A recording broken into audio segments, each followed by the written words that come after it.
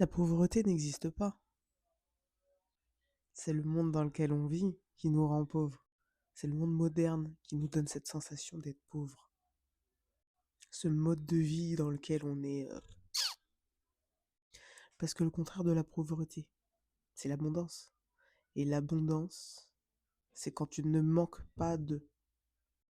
Par exemple, le mode de vie moderne incite à la consommation excessive, c'est-à-dire à dépenser beaucoup plus que nécessaire. Donc évidemment, à un moment donné, si tu n'es pas millionnaire, tu vas te retrouver à manquer de. La technologie moderne qui te pousse à être connecté H24.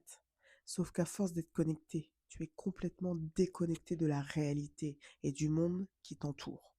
Donc, ça crée un manque, ça crée un isolement social.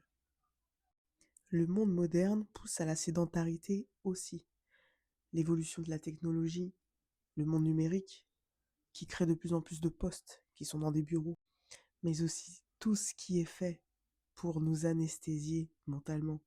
Netflix, Disney+, tous ces éléments-là vont former un ensemble qui va te rendre sédentaire et qui va te mettre dans ce manque de.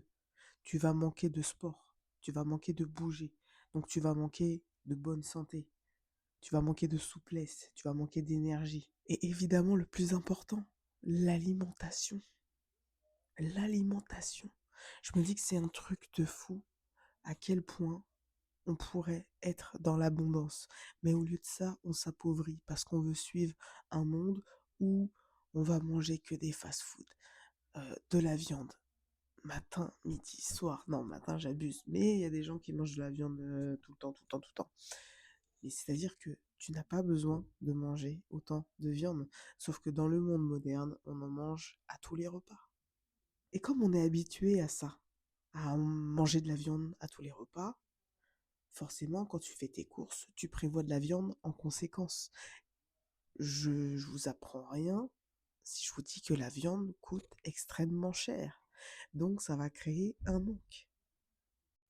Donc en fin de compte, si on réfléchit à tout ça, si on revient à l'essentiel, si on se fie à la sagesse ancestrale, évidemment, sans vivre comme des hommes de Cro-Magnon, mais si on fait confiance à la sagesse ancestrale et qu'on l'adapte au mode de vie moderne, il y a moyen d'être dans l'abondance.